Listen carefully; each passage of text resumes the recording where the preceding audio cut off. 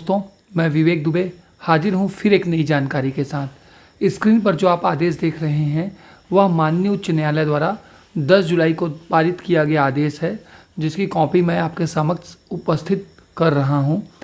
WPS number 4323 पर यह फैसला आया है, जिसमें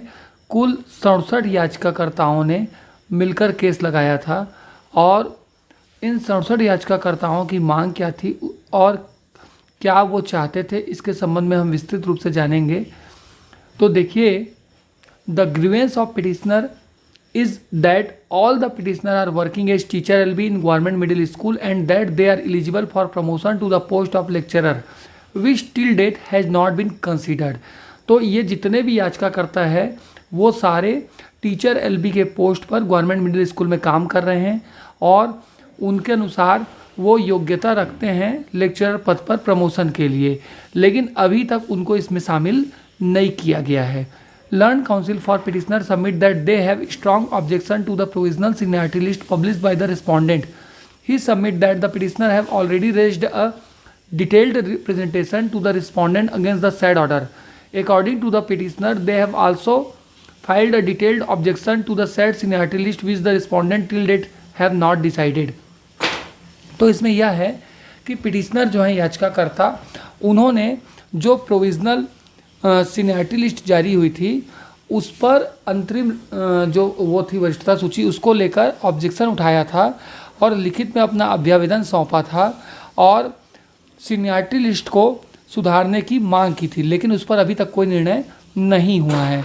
learn state counsel submit that it would have to be verified whether the objection have been dealt with and considered or not. If not, appropriate steps shall be taken for considering the same. तो इस याचिका में सरकारी वकील ने अपना पक्ष रखते हुए कहा कि यह सत्यापित करना होगा पहले कि जो ये ऑब्जेक्शन लिया गया था वो उसके साथ कुछ निर्णय हुआ है कि नहीं हुआ है, उसको कंसिडर किया गया है कि नहीं किया गया है, या नहीं किया गया है तो क्यों नहीं किया गया है, और यदि नहीं किया गया है तो इस मामले में उसे कंसीडर करते हुए इस पर जो आवश्यक कदम हैं वो सरकार की तरफ से उठाए जाएंगे, ये उन्होंने आश्वस्त किया। इधर learned counsel for caveator submit that the caveator has not been made a party and in this case petition is allowed the claim of caveator would get adversely affected. तो जो जिन्होंने कैविएट दाखिल किया है उनका कहना ये था कि कैविएटर यानी कैविएट दाखिल करने वालों को इस केस में पार्टी नहीं बनाया गया है और अगर याचिका को स्वीकृत करके उस पर आगे कोई निर्णय दिया जाता है तो जो कैविएटर है उनका जो दावा है, उनका जो क्लेम है वो बुरी तरह से प्रभावित होगा। Given the submission made by the counsel for the parties, the writ petition at this juncture stand disposed of directing the respondent number to ensure that the objection that the petitioner have raised against the provisional gradation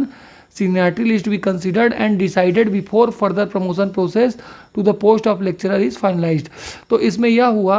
कि न्यायालय ने अपना निर्णय सुनाते हुए यह कहा कि इस याचिका को निरस्त किया जाता है, खारिज किया जाता है, यह तय करते हुए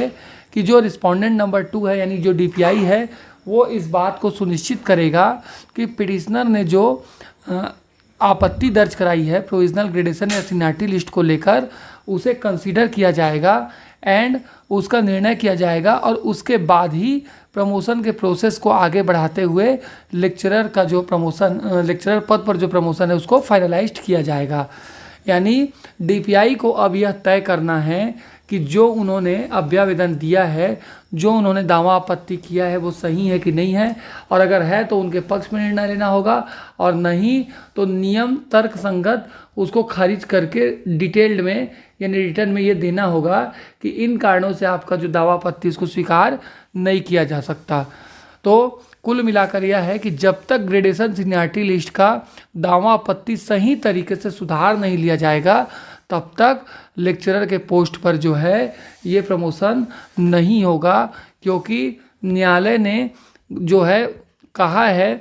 रिस्पोंडेंट नंबर 2 को कि इसको आप सुनिश्चित कीजिए कि जो याचिकाकर्ताओं ने आपत्ति लगाई है प्रोविजनल ग्रेडेशन और सीनियरिटी लिस्ट को उसको आपने पूरी तरीके से सही तरीके से डील कर लिया है, इसके बाद ही प्रोसेस आगे बढ़ सकता है। तो सीधी सी बात है दोस्तों कि चूंकि 67 याचिका करता है तो विभाग चाहे तो एक दिन में उनके दावा आपत्ति को खारिज कर सकता है या स्वीकार कर सकता है। ऐसे भी अगर लेक्चरर प्रमोशन की बात करें या प्रिंसिपल प्रमोशन की बात करें तो अंतिम वरिष्ठता सूची जारी नहीं हुई है, अंतरिम वरिष्ठता सूची जारी हुई थी। खुद बिल्हा की बात करें तो 400 शिक्षकों का नाम ही गायब हो गया था, बिल्हा का नाम पूरी सूची में था ही नहीं। तो विभाग चाहे तो जो ये याचिका करता है उनके भी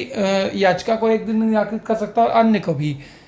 क्योंकि जो नाम छूटे हैं उनको लेकर भी सूची बनाकर राज्य कार्यालय अलग अलग जिला शिक्षा अधिकारी कार्यालयों द्वारा भेजी जा चुकी है। और विभाग ने बीच बीच में फिर से पत्र जारी किया है कि इस तारीख तक भेजिए। तो कुल मिला के सारी जानकारी उनके पास है, वो कर सकते हैं। ऐसा कोई बड़ा मामला नहीं है जिसमें ये फंस जाएगा। लेकिन चूंकि याचिकाकर्ता न्यायालय गए थे तो कोर्ट ने जो है डीपीआई को निर्देशित किया है कि पहले इनकी जो दावा आपत्ति है उसका निराकरण किया जाए, उसके बाद फाइनली इस प्रोसेस को किया जाए। तो ये है पूरी जानकारी इस याचिका के बारे में। उम्मीद है आपको मेरा प्रयास पसंद आ रहा होगा, और यदि आ रहा है तो आप वीडियो को अधिक से अधिक शेयर करें और लोगों तक जागरूकता बढ़ाएं, लोगों को तक जानकारी पहुंचाएं।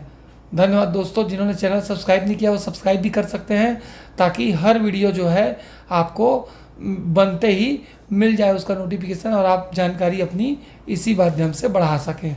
धन्यवाद।